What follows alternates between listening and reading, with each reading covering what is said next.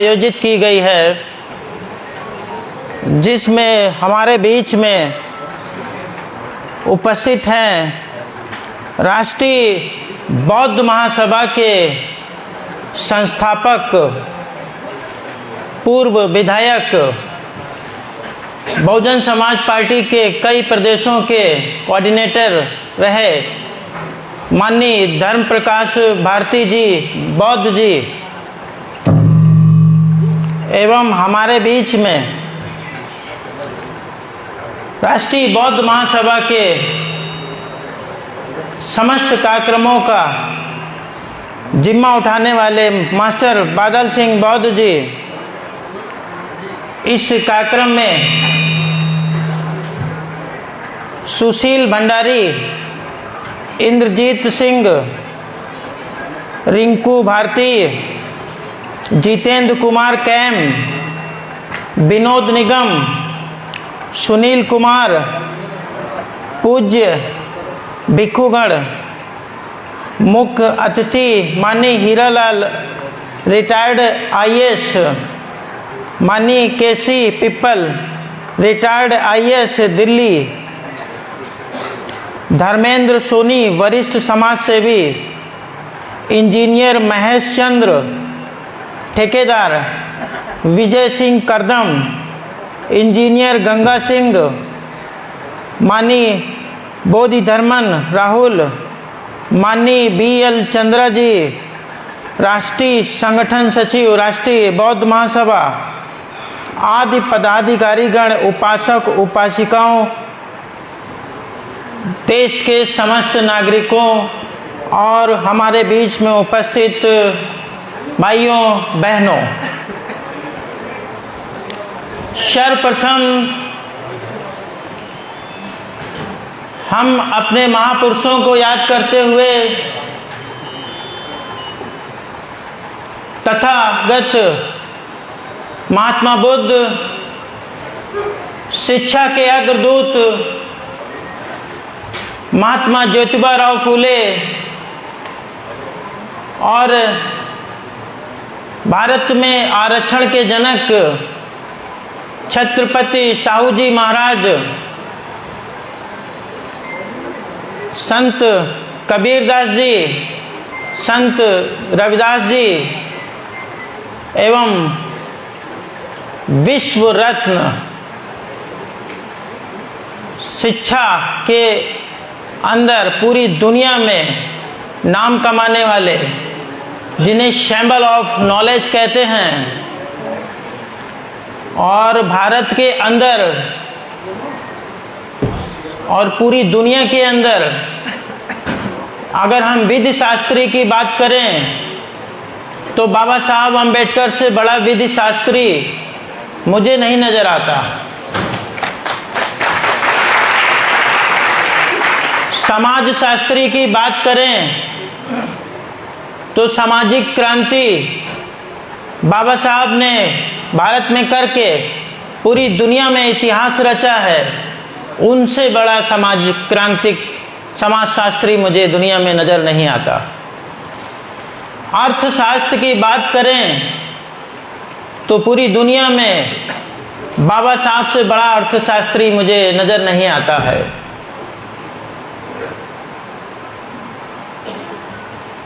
बाबा साहब अंबेडकर साहब के संबंध में जितना बताया जाए कम है। मानवर कांशीराम साहब जी को बाबा साहब के विचारों की विरासत मिली,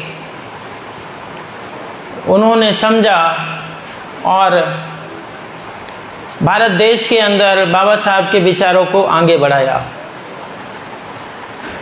इन सभी महापुरुषों के चरणों में श्रद्धा सुमन अर्पित करते हुए आज विषय पर मैं आना चाहूँगा, और विषय पर आने से पूर्व मैं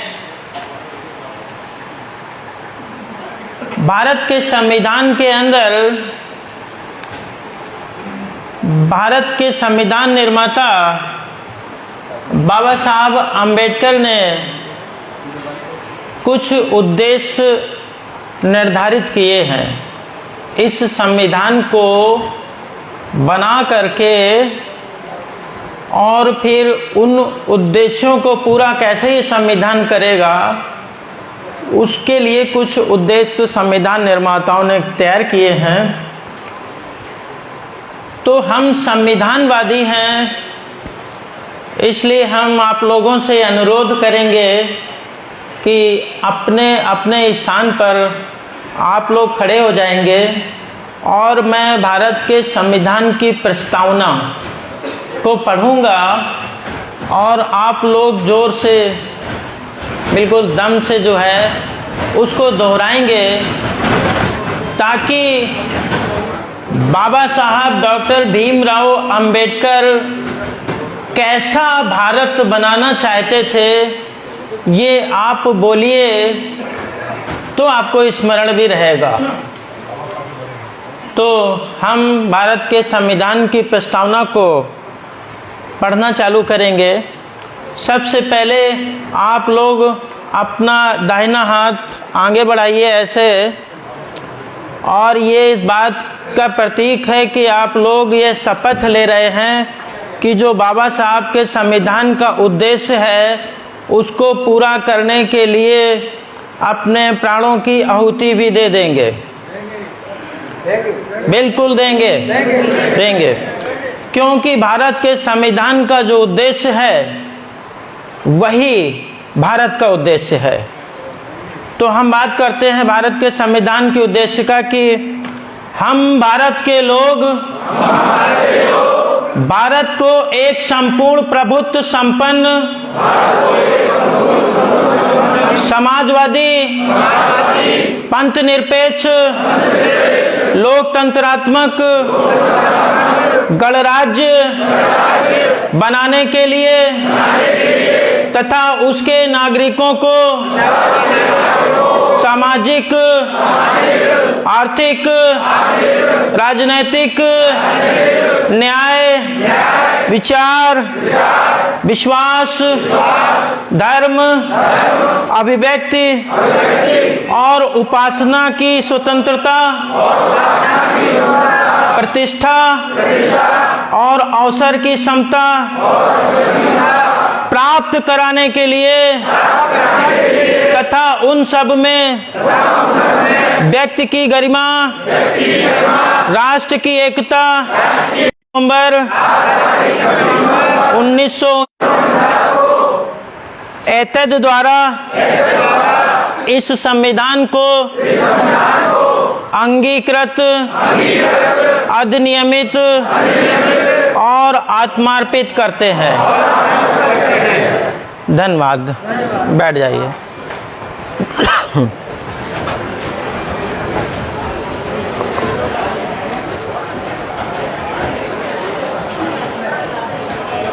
जैसे किसी कार्यक्रम को आरंभ करते हैं तो अलग अलग तरीके से अलग अलग धर्म के लोग उस कार्यक्रम को आरंभ करते हैं।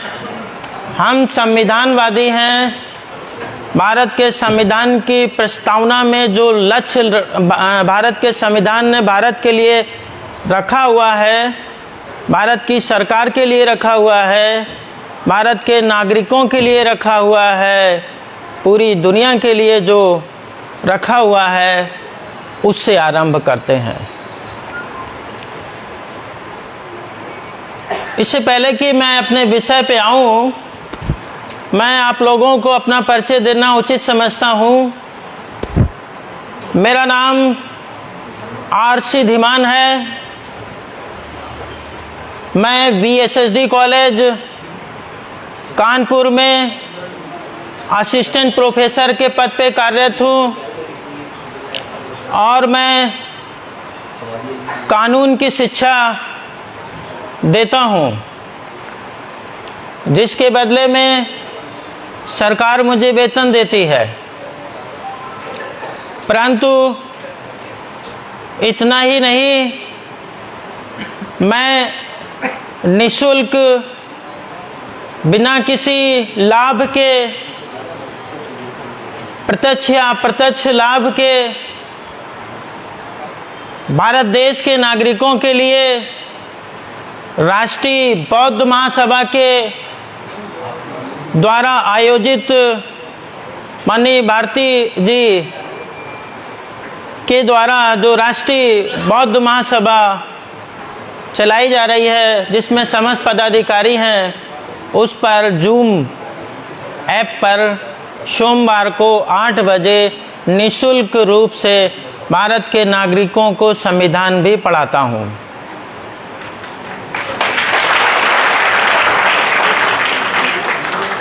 इसके अलावा जो भी सामाजिक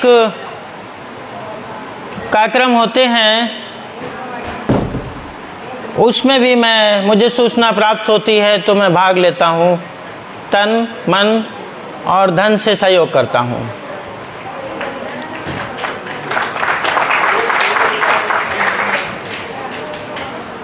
आज जो विषय है कि बाबा साहब का आंदोलन और मानवर कांशीराम जी का जीवन संघर्ष।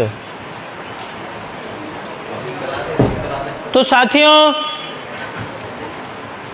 जैसा कि भारत के संविधान की प्रस्तावना में आपने अभी अभी बोल करके स्मरण किया, बाबा साहब डॉक्टर भीमराव अंबेडकर का जो आंदोलन था और है, उसकी एक झलक भारत के संविधान की प्रस्तावना में अभी आपने देखी। भारत का जो संविधान है, उस संविधान को जब हम देखते हैं तो न्यायाधीश कहते हैं कि भारत के संविधान की प्रस्तावना संविधान की कुंजी है, एक झलक है। अगर हम पूरा संविधान नहीं जानते हैं तो कम से कम संविधान की प्रस्तावना अगर देख लें तो संविधान के संबंध में एक झलक मिल जाएगी। इट इज ए मास्टर की। तो इस प्रस्तावना में क्या है, एक एक शब्द के लिए संघर्ष हुआ है, क्योंकि एक एक शब्द में अधिकार छुपे हुए हैं। जैसे कि भारत के संविधान की प्रस्तावना में अभी अभी आपने यह कहा कि हम भारत के लोग भारत को एक संपूर्ण प्रभुत्व संपन्न समाजवादी पंथ निरपेक्ष लोकतंत्रात्मक गणराज्य बनाने के लिए, इस लाइन में कैसा भारत होना चाहिए इस संबंध में कहा गया है। कैसा भारत होना चाहिए और कौन बनाएगा, लोकतंत्र में कौन बनाएगा। We the people of India, हम भारत के लोग कैसा भारत बनाना चाहते हैं, समाजवादी भारत बनाना चाहते हैं। समाजवादी भारत ही नहीं, लोकतंत्रात्मक गणराज्य भी बनाना चाहते हैं, यानी लोकतंत्र होना चाहिए। क्या लोकतंत्र नजर आ रहा है? जवाब दो। अच्छा, आप लोग को लोकतंत्र नहीं नजर आ रहा है, ऐसा महसूस हो रहा है। तो लोकतंत्र लाने की जिम्मेदारी किसके ऊपर है? We the people of India, हम भारत के लोगों की। गणराज्य क्या होता है? गणराज्य एक गण शब्द से आशय ये है गणतंत्र, यानी जिसमें वंशानुगत शासन ना हो। पहले क्या होता था, राजा के पेट से राजा और रानी के माध्यम से जो बच्चा जन्म लेता था, सिर्फ उसी को, राजकुमार को कुर्सी पर बैठने का अधिकार होता था। आज गणतंत्र के अंदर वंशानुगत शासन नहीं रहा कि एक वंश का ही शासन चलेगा, ठीक है, जैसे गुलाम वंश चला रहा है, एक के बाद एक उन्हीं में से राजा बनेगा। लोकतंत्र और गणतंत्र के अंतर्गत राजा बनने का अधिकार आपके पास भी है। तो समाजवादी और गणतंत्र, अब पंथ निरपेक्ष का मतलब एक ऐसा देश जिसमें जो भी सरकार बने वो किसी धर्म का आचरण नहीं करे। भारत के संविधान की प्रस्तावना में लिखा है कि सरकार से यह अपेक्षा की जाती है कि वो पंथ निरपेक्ष काम करे, और पंथ निरपेक्ष का अर्थ यही है कि स्टेट का कोई धर्म नहीं होगा, वहाँ कोई धार्मिक आचरण नहीं करेगी, उसके लिए सभी पंथ समान है, चाहे हिंदू हो, चाहे मुस्लिम हो, चाहे सिख हो, चाहे बौद्धिस्ट हो, चाहे जैन हो, चाहे पारसी हो, सभी समान है। हम भारत के लोग भारत को एक संपूर्ण प्रभुत्व संपन्न समाजवादी पंथ निरपेक्ष लोकतंत्रात्मक गणराज्य बनाने के लिए ये स्टेज का भारत हमको चाहिए। कैसा भारत चाहिए? जिसमें समाजवाद हो, जिसमें लोकतंत्र हो, जिसमें गणतंत्र हो, जो पंथ निरपेक्ष हो। और ऐसा भारत ही नहीं चाहिए, बल्कि उस भारत के अंदर नागरिकों के लिए क्या चाहिए? उसके नागरिकों को सामाजिक, आर्थिक, राजनैतिक न्याय प्राप्त हो। सामाजिक, आर्थिक, राजनैतिक न्याय प्राप्त हो। तो सामाजिक, आर्थिक और राजनैतिक नागरिकों को अधिकार प्राप्त हो, न्याय प्राप्त हो, क्षमता प्राप्त हो, यानी कि सभी व्यक्ति बराबर हों, काले और गोरे में मतभेद ना हो, लंबे और नाटे में मतभेद ना हो, धर्म के आधार पर मतभेद ना हो, स्त्री और पुरुष के आधार पे मतभेद ना हो, वर्ण के आधार पे मतभेद ना हो, जाति के आधार पर ऊंच नीच ना हो, क्षमता हो, राजा और रंक के अधिकार एक समान हो, ऐसा भारत चाहिए। क्षमता, स्वतंत्रता और बंधुता। स्वतंत्रता ऐसी चाहिए कि हम दूसरे की स्वतंत्रता में हस्तक्षेप ना करें और हमारी स्वतंत्रता में कोई हस्तक्षेप ना करे। बंधुता ऐसी चाहिए कि सभी धर्म के लोग, हिंदू, मुस्लिम, सिख, ईसाई, बौद्धिस्ट, जैनिस्ट, पारसी में भाईचारा हो, उनमें कोई ऐसा मनमुटाव ना हो जिसकी वजह से भारत की बंधुता को खतरा पैदा हो। भारत के समस्त नागरिकों में एकता चाहिए और एक अखंड भारत चाहिए, ऐसा बाबा साहब चाहते थे। व्यक्ति की गरिमा होनी चाहिए, यानी कि निर्धन है तो उसका भी सम्मान होना चाहिए, धनवान है तो उसका भी सम्मान होना चाहिए, मजदूर है तो उसका भी सम्मान होना चाहिए, और मालिक है तो उसका भी सम्मान होना चाहिए। हर व्यक्ति की गरिमा है, हर व्यक्ति का सम्मान है, उसको ठेस नहीं पहुंचनी चाहिए। इस तरह के उद्देश्य को रख करके भारत के संविधान को बनाया गया, और बाबा साहब की जो आंदोलन है उसकी झलक भारत के संविधान में दिखती है। अब इन अधिकारों को जो भारत के संविधान के अंदर दे दिया गया है, क्या आपको लगता है कि बहुत आराम से मिल गया है? आराम से मिल गया होगा? आप लोग एसी में बैठे रहे होंगे और सब ला करके अधिकार दे दिए गए होंगे? नहीं, एसी तो बहुत लोगों को, हम लोगों को अभी मिला ही नहीं है ना? ठीक है, मैं बताता हूं। समता, स्वतंत्रता और बंधुता। समता का मतलब राजा और रंक एक होंगे, उनके अधिकार समान होंगे। एक वोट रानी का होगा तो एक वोट नौकरानी का होगा, 2 वोट नहीं डाल सकती रानी। समान है, समझ गए? वैकेंसी निकलेगी अगर, अभी तो उम्मीद बहुत कम है ना? 2 करोड़ की बात होती थी, अभी नहीं है। अगर वैकेंसी निकलेगी तो उसमें क्वालिफिकेशन इक्वल देखी जाएगी। अमीर और गरीब का स्टेटस बराबर होगा।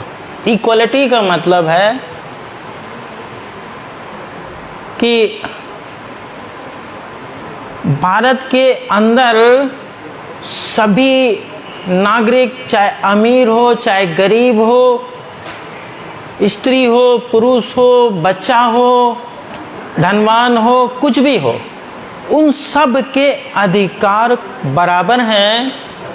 कानून उनको बराबर का संरक्षण देता है और कानून की नज़र में वो समान है। जैसे एक माँ के 4 बेटे हो तो उस माँ की नज़र में चारों बेटे समान है, होते ही हैं समान रूप से, और वह माँ अपने चारों बच्चों को समान रूप से संरक्षण देती है, चाहे वह मानव में हो और चाहे वह पशुओं में हो। ये इक्वालिटी है, समता है। स्वतंत्रता, स्वतंत्रता यानी कि अगर एक व्यक्ति को घर के कमरे में बंद कर दिया जाए और बढ़िया पुलाव पनीर दिया जाए, बढ़िया बढ़िया खिलाया जाए, लेकिन बंदी रखा जाए तोते की तरह से, पैरेट की तरह से केज में, तो क्या उसका जीवन अच्छा चलेगा? नहीं चलेगा। स्वतंत्रता का मूल्य अगर समझना है तो आप एक पिंजरे के अंदर जिस पंछी को रखते हैं उसका पिंजरा खोल के देखिए, फिर पता चल जाएगा। आपकी बेहतर से बेहतर जो है, जो फूड सामग्री है, उसको छोड़ करके वो हवा में उड़ जाएगा स्वतंत्रता के लिए। स्वतंत्रता का वो मूल है। हमें स्वतंत्रता, समता और बंधुता, भाईचारा, 3 बिंदु, ये 3 बिंदुओं के लिए फ्रांस में 1789 में क्रांति हुई। 1789 में फ्रांस में इन 3 अधिकारों के लिए क्रांति हुई और उस देश की जनता सड़कों पे आ गई। वो कह रही थी हमको इक्वलिटी चाहिए। हमारे लोग गैस का सिलेंडर मांगते हैं, है ना? वो कहते हैं हमें बंधुता चाहिए। हमारे लोग कहते हैं गर्व से कहो हम फला है। वो कहते हैं हमें स्वतंत्रता चाहिए, समता चाहिए। हम 6743 जातियों में विभाजित हैं, ठीक है? कंपैरेटिव जब हम स्टडी करते हैं, उन्होंने ये समता, स्वतंत्रता और बंधुता के लिए फ्रांस में क्रांति की, इन अधिकारों के लिए सत्ता के साथ संघर्ष किया। खूनी संघर्ष हुआ, लाखों लोग मारे गए 1789 की क्रांति में।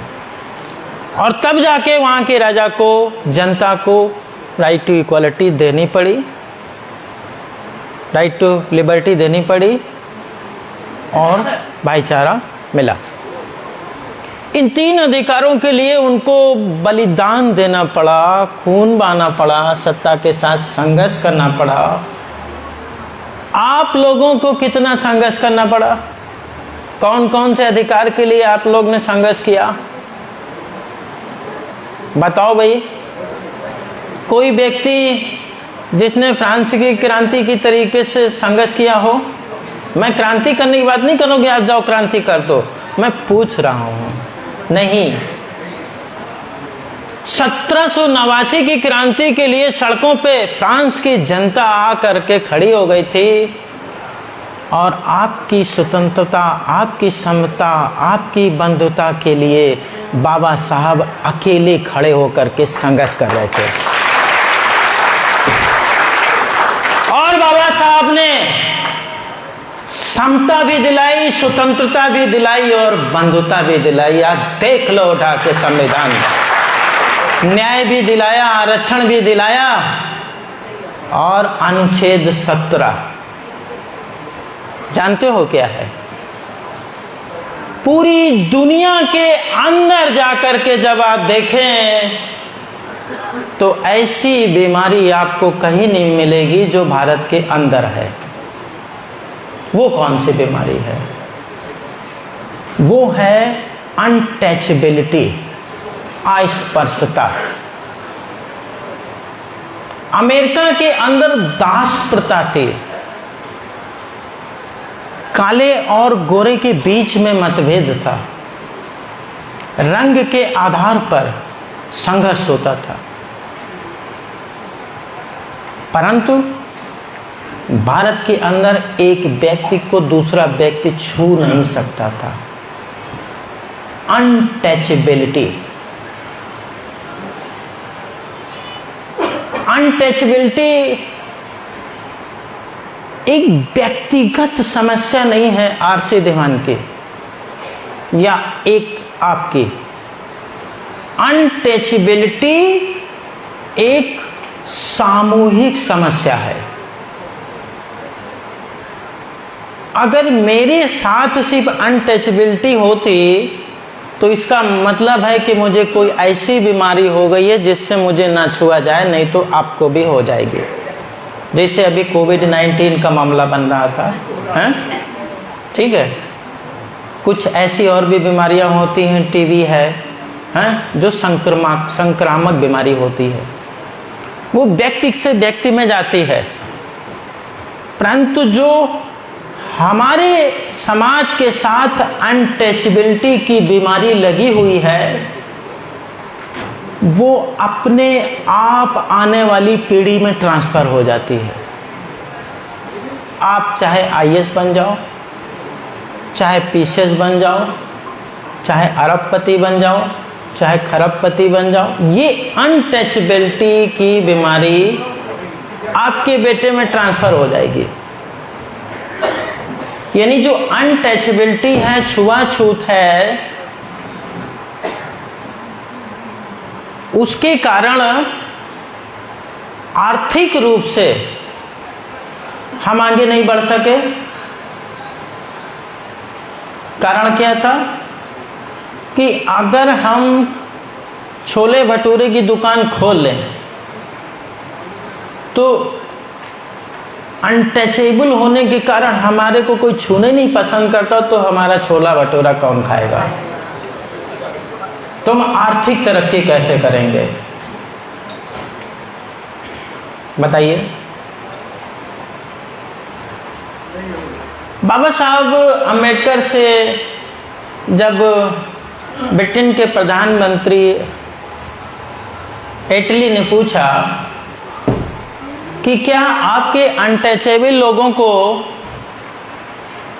इंडस्ट्री में जो उद्योग धंधे होते हैं, खास तौर से सूत के, कपड़ों के, उसमें नौकरी मिली? बाबा साहब ने कहा हाँ मिली। उन्होंने कहा, लेकिन बाबा साहब ने बताया कि हमारे लोगों को नौकरी रुई को धुंधने के लिए तो मिली, कपड़ा बुनने की नहीं मिली। वहाँ पे अनटचेबिलिटी मेंटेन थी। तो ये जो अनटचेबिलिटी की बीमारी थी,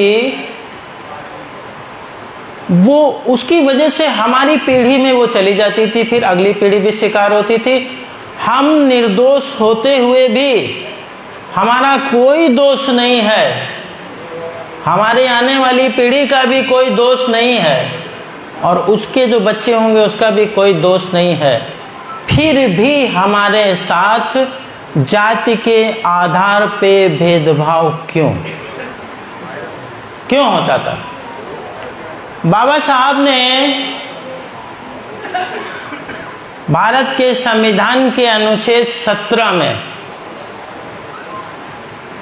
लिखा कि छुआछूत को समाप्त किया जाता है, कानूनी रूप से समाप्त हुई, पहले लीगल वे में उसको समाप्त किया कि छुआछूत को समाप्त किया जाता है और इसका अनुसरण करना दंडनीय अपराध होगा, जिसका परिणाम ये हुआ कि आज जो है बसों में हम साथ साथ चलते हैं, ट्रेनों में हम साथ साथ चलते हैं, परंतु जब आरंभिक अवस्था थी तो ट्रेनों की जब पटरियां बिछाई जा रही थी तो उनको कुछ सामंतवादी रात में उखड़वा देते थे। क्यों? क्योंकि इन ट्रेनों में ये अनटचेबल्स भी आ जाएंगे अंग्रेजों के राज्य में, और फिर उनसे हम टच हो जाएंगे तो हम अपवित्र हो जाएंगे। यानी एक वर्ग दूषित वर्ग था और एक वर्ग पवित्र वर्ग था, जिसकी वजह से वर्षों तक एक वर्ग का इस विचारधारा के कारण शोषण होता रहा। और बाबा साहब ने जब अध्ययन किया तो उन्होंने आर्गूमेंट करके पार्लियामेंट के अंदर जगह जगह पे बहस करके कि मानव एक समान होता है, हम होमो सैपियंस स्पीशीज हैं, हमारा वैज्ञानिक नाम है, सभी का रक्त एक है, किसी भी दशा में कोई व्यक्ति अनटचेबल्स नहीं हो सकता। और फिर इस कार्य को अपराध घोषित करवाया भारत के संविधान के अनुच्छेद 17 के द्वारा। तो ये जो अनटचेबिलिटी खत्म हुई, उसकी वजह से इतनी जोरदार तालियां की अपेक्षा नहीं की जा सकती बाबा साहब से। बाबा साहब ने आपकी अनटचेबिलिटी खत्म कर दी और आपके हाथ अभी टच नहीं हो रहे हैं। अनटचेबिलिटी खत्म हो गई, अब टच करो भाई जोरदार से कम इतनी जोरदार से बाबा साहब का धन्यवाद दो कि बाबा साहब के नाम पर लोगों को पता चले कि हम एक हैं। और इसी तरीके से अब्राहम लिंकन ने अमेरिका के अंदर दास प्रथा को खत्म किया। दोनों नेता, एक तरफ अमेरिका के राष्ट्रपति अब्राहम लिंकन थे और दूसरी तरफ भारत में बाबा साहब अम्बेडकर थे। दोनों का काम सराहनीय है और दोनों की हत्या हुई, ऐसा इतिहास में आ रहा है। अब्राहम लिंकन को मंच पे गोली मार दी गई क्योंकि जो दास प्रथा के पोषक थे वो जानते थे कि अगर अब्राहम लिंकन को मार दिया जाए तो आगे ले जाकर के हम ये दास प्रथा को फिर से कायम कर देंगे।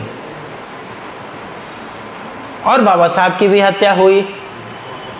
प्रोफेसर विलास खरात ने अपनी बुक में लिखा हुआ है, मैं उसी आधार पे कह रहा हूं। तो बाबा साहब की हत्या जिन्होंने की वो भी जानते थे अगर बाबा साहब दुनिया में नहीं रहे तो इस अनटचेबिलिटी को हम फिर से लागू कर देंगे।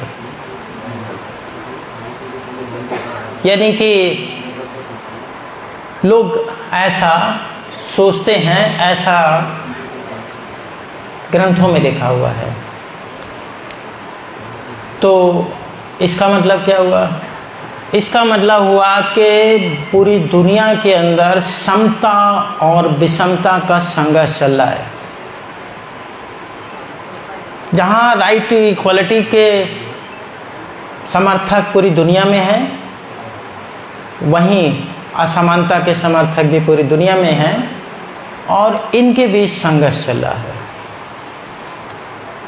बाबा साहब ने अपने जीते जी लक्ष्य को निर्धारित किया कि हमें अपने देश के अंदर दबे कुचले मजलूमों को सामाजिक अधिकार देना है, राजनीतिक अधिकार देना है और आर्थिक अधिकार देना है। सामाजिक अधिकार में उन्होंने समाज में सभी को समान बना दिया संविधान के द्वारा। राजनीतिक अधिकार में आपको अधिकार दिया कि आप सीएम बन जाइए, दे दिया अधिकार वोट का। पहले वोट का भी अधिकार नहीं था आपके पास। तो तालियां बजाइए बाबा साहब के लिए।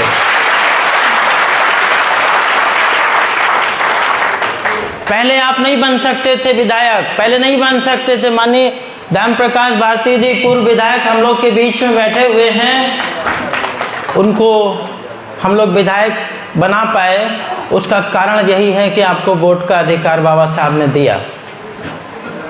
परंतु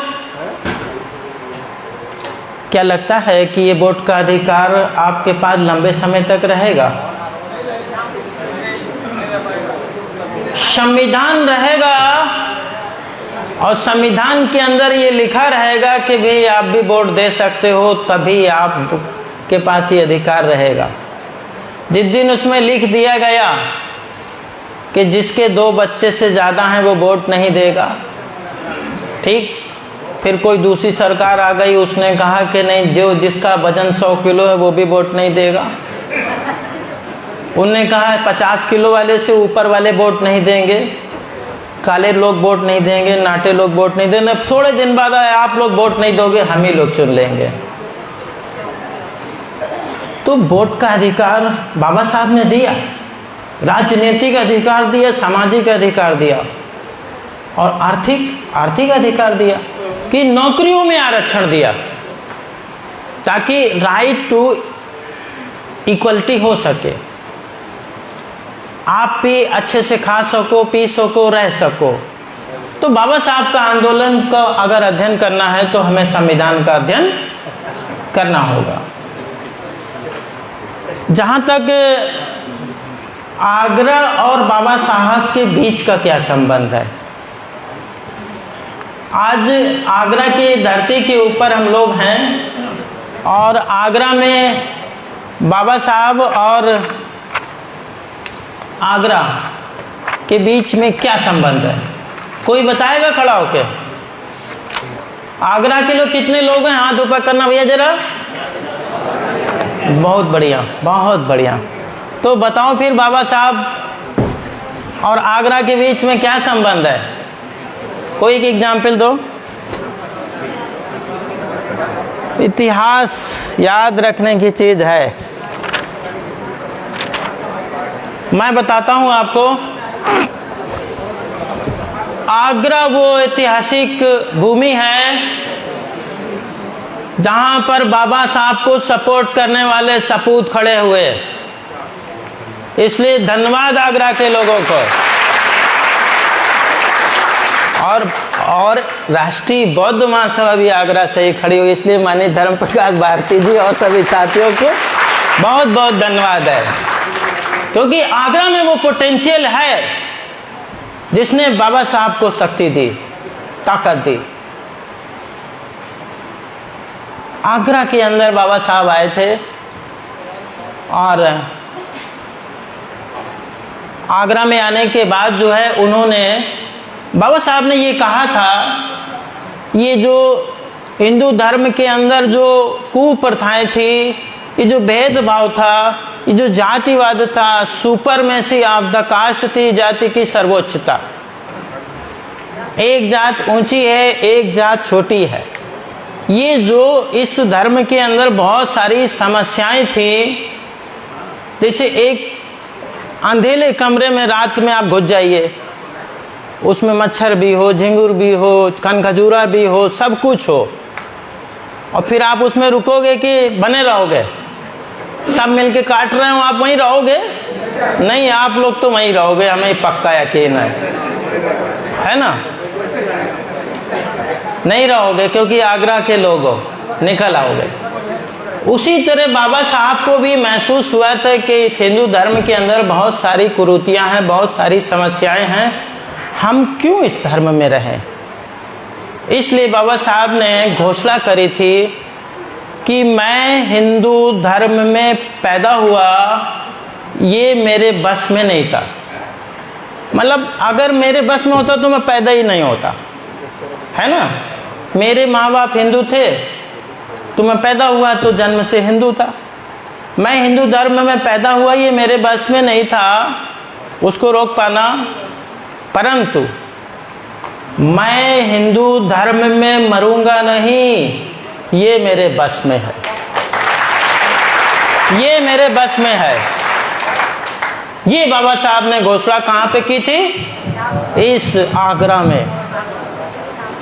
24 अक्टूबर को बाबा साहब ने जो 14 अक्टूबर को जो बाबा साहब ने दीक्षा ली थी नागपुर में, उस दीक्षा से पहले ही बाबा साहब ने आगरा में ये घोषणा कर दी थी। और यहाँ पर एक ऐतिहासिक बौद्ध विहार भी उन्होंने बनाया था, चक्की पट्टी, है ना।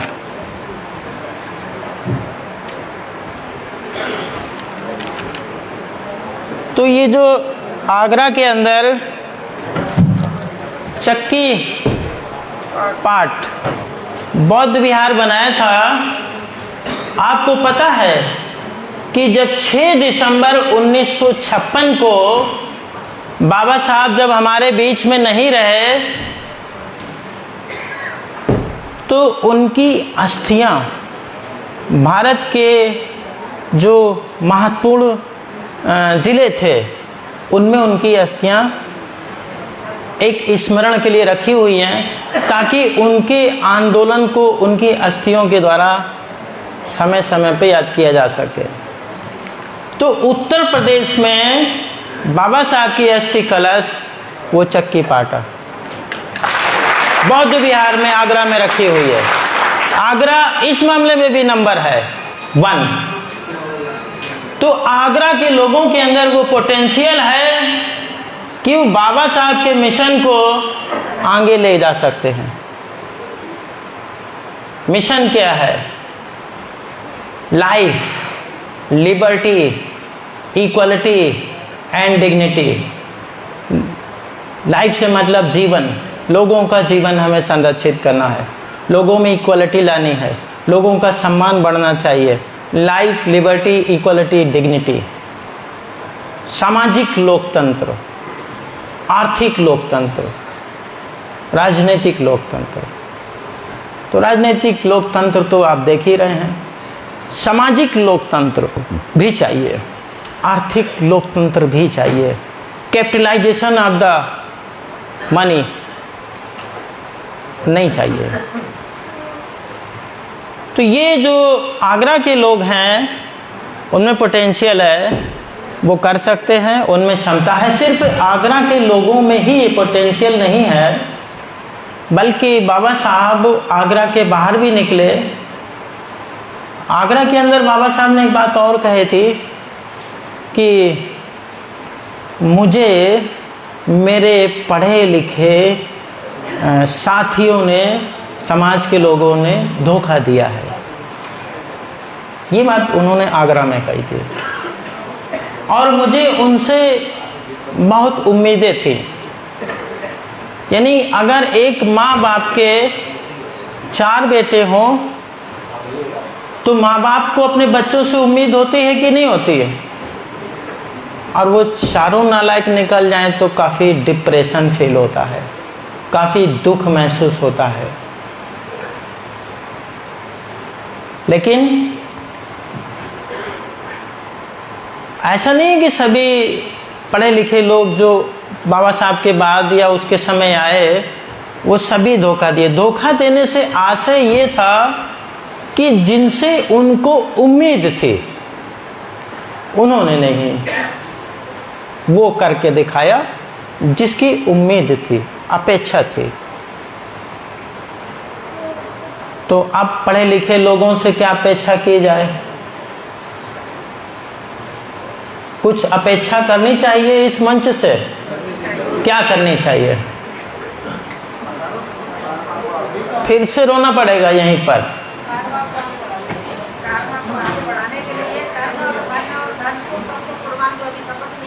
हाँ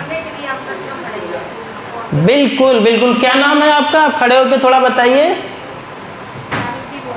सावित्री बौद्ध ने बताया कि हमें जो भारत के संविधान की प्रस्तावना में उद्देश्य तय किए गए हैं संविधान द्वारा, उनकी पूर्ति के लिए हमें खड़ा होना चाहिए। तो इसीलिए तो माननीय धर्म प्रकाश भारती जी संविधान की मीटिंग जो है जूम पर 8 बजे लगवाते हैं, ताकि आपको पता चले कि आपके अधिकार क्या है ना। जैसे कि कभी मम्मी लोग जो है अपना लड्डू वड्डू बनाती हैं, गुजिया वजिया, जब भी जो भी फल वो बनाती है, मिठाई मिठाई, तो कुछ ऐसी जगह छुपा के रख देती हैं कि वो बच्चे ढूंढ नहीं पाते। ऐसा होता है कि नहीं होता? होता है ना। जब तक हमें पता नहीं होगा हम ढूंढ नहीं पाएंगे। उसी तरीके से आपके संविधान में अधिकार लिख दिए गए हैं, आपको पता ही नहीं। आप अरबपति हो, आपकी अलमारी में करोड़ों रुपया भरा हुआ है, लेकिन आपको पता ही नहीं, तो आप फटे फटे कपड़े पहन के घूम रहे, दरवाजे में इधर उधर मांग मांग खा रहे।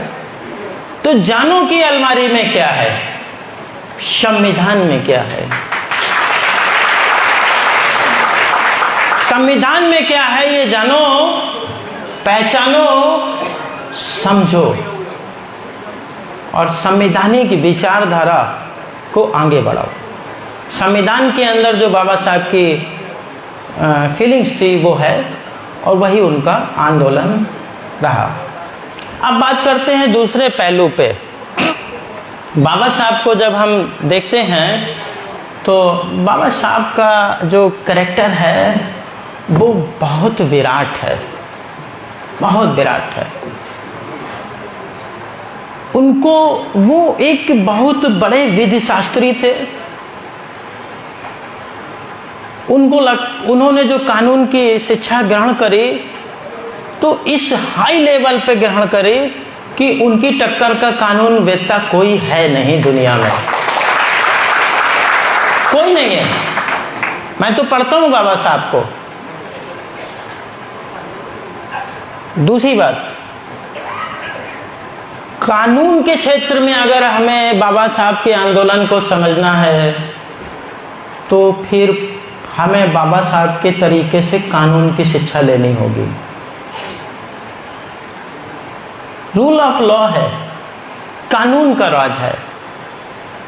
कानून के राज में कानून को अगर आप नहीं जानते हैं तो फिर आप राज कैसे करेंगे, कैसे करोगे हैं? राज करने के लिए कानून हमेशा रहा है। जब मुगल सल्तनत आई तो कुरान शरीफ के माध्यम से राज होता था। यूरोप के अंदर जब कंट्रीज हैं वहाँ पे बाइबल के माध्यम से राज होता था। भारत में मनुस्मृति के माध्यम से राज होता था।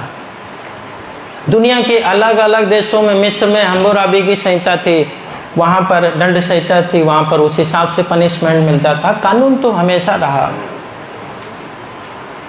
बस कानून बनाने का अधिकार किसके पास रहा ये महत्वपूर्ण है। पहले कानून बनाने का अधिकार शासक के पास होता था। राजा के द्वारा बोले हुए शब्द ही कानून थे। King is always right, king is always right, मतलब कोई मतलब नहीं, गलत भी कर रहा तो सिद्धांत है किंग इज ऑलवेज राइट। राजा ही कानून है, उसके द्वारा बनाए हुए जो भी बोलता था, वो भी जो भी लिखता था वही कानून होता था। परंतु लोकतंत्र में कानून जनता बनाती है। कैसे बनाती है? आप लोग अपना बटन, अपनी उंगली ईवीएम के बटन पे दबाते हैं, है ना? ऐसा ही है। एक वोट पड़ जाता है, एक प्रत्याशी जीत जाता है, वह प्रत्याशी जीत करके पार्लियामेंट में या विधानसभा में जाता है और फिर उसी के माध्यम से कानून बनता है। वह आपका जनप्रतिनिधि होता है, रिप्रेजेंटेटिव होता है। तो वो कानून कौन बना रहा? जनता बना रही है। तो कानून के राज में आप कानून बना रहे हो, लेकिन आप कानून नहीं जानते। जानना चाहिए। तो जब हम सिर्फ कानून की बात करें बाबा साहब के आंदोलन में, तो बाबा साहब ने सबसे पहले कानून को पढ़ा, समझा, LLB की, तब भारत का संविधान लिखा, बहस करने के लिए काबिलियत हासिल करी। अगर काबिलियत नहीं हासिल करते तो फिर वो बोलते क्या पार्लियामेंट में? तो बाबा साहब का आंदोलन जब एक दिशा में देखा जाए तो हमारे देश के नागरिकों के बीच में कानून की शिक्षा निःशुल्क होनी चाहिए।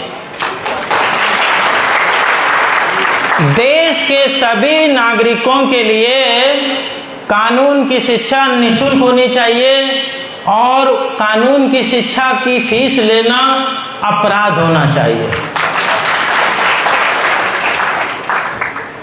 ये कानून भी बनना चाहिए।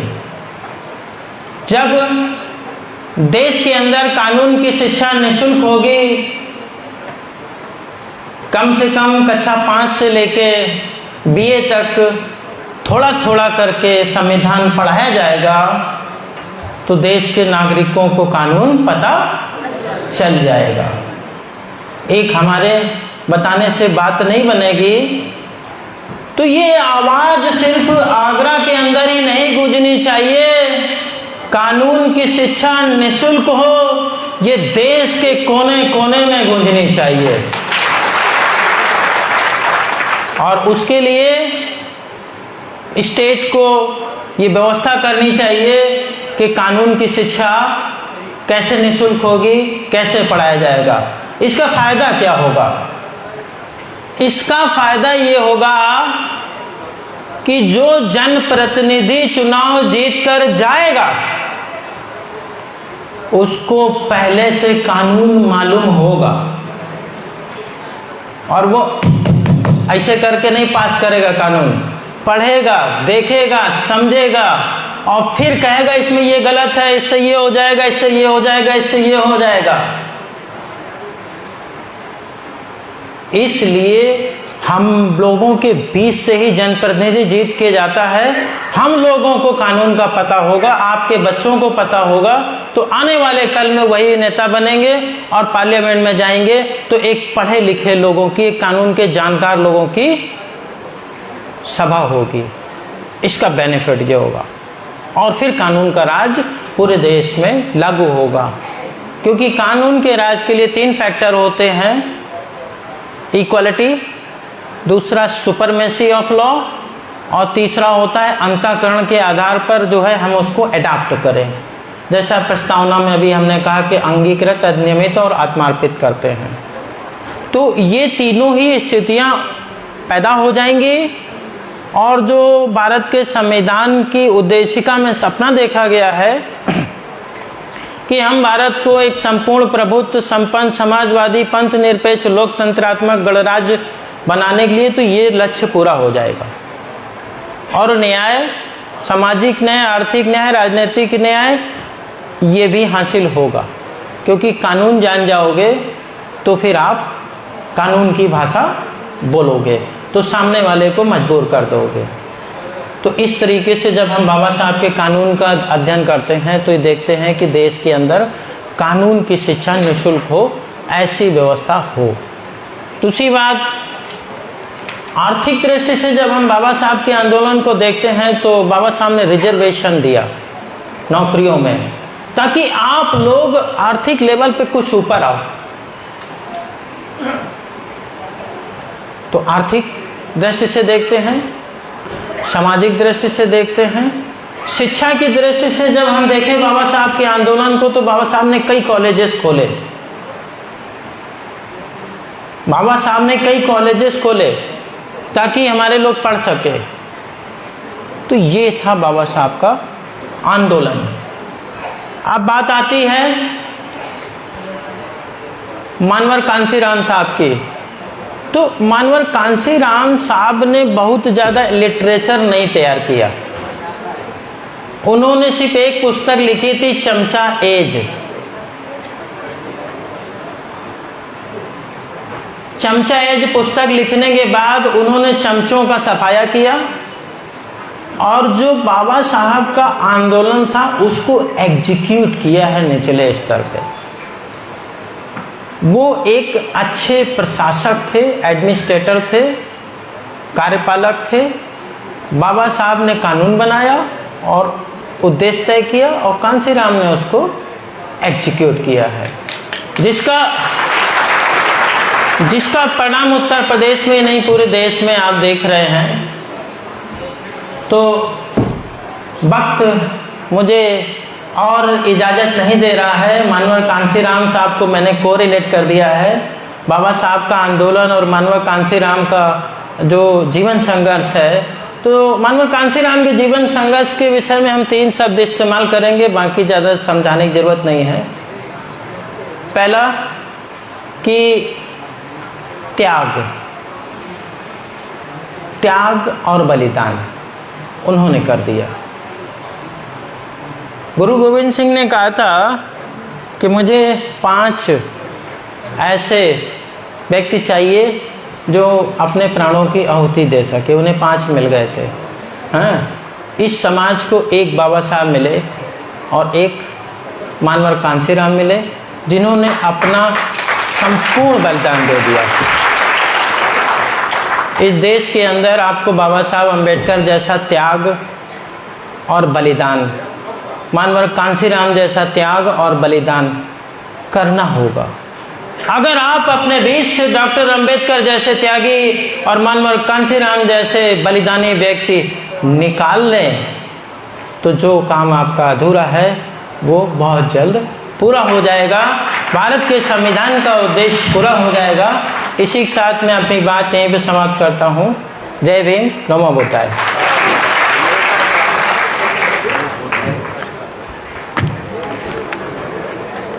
इसको निकाल देते हैं। साथियों, 15 मिनट का लंच ब्रेक है। जितेंद्र भारती, नरेंद्र आप भी चले जाओ, हीरो जी है बाहर, नरेश व्यास आप भी चले जाओ, सबको डिब्बे बांटना शुरू कर दो लंच पैकेट। 15 मिनट का लंच ब्रेक है। 15 मिनट के बाद हमारे मुख्य अतिथि माननीय हीरालाल साहब रिटायर्ड आईएएस, माननीय हमारे केसी पिपल साहब रिटायर्ड आईएएस, उनकी आप बात सुनेंगे, फिर कार्यक्रम समाप्त कर दिया जाएगा। मेरा निवेदन ये है कि आप लोग बाबा साहब के सिपाही हैं, उनके सैनिक हैं, आप नेता नहीं हैं। नेता में फर्क होता है। क्या फर्क होता है? नेता यार किसके, खाया पिया और किसके नेता यार किसके, खाया पिया और किसके। जो किसक जाएगा मैं समझ लूंगा वो नेता है, वो बाबा साहब का सैनिक नहीं है। तो आप लोगों को 15 मिनट में लंच करके आपको यहाँ बैठना है, फिर हम लोग कार्यक्रम शुरू करेंगे। बहुत बहुत धन्यवाद। आराम से जैसे बहुत लोग बहुत शांति से एकदम बिल्कुल भोजन है ये, और आपके पैसे व्यवस्था किया गया है। आधे लोग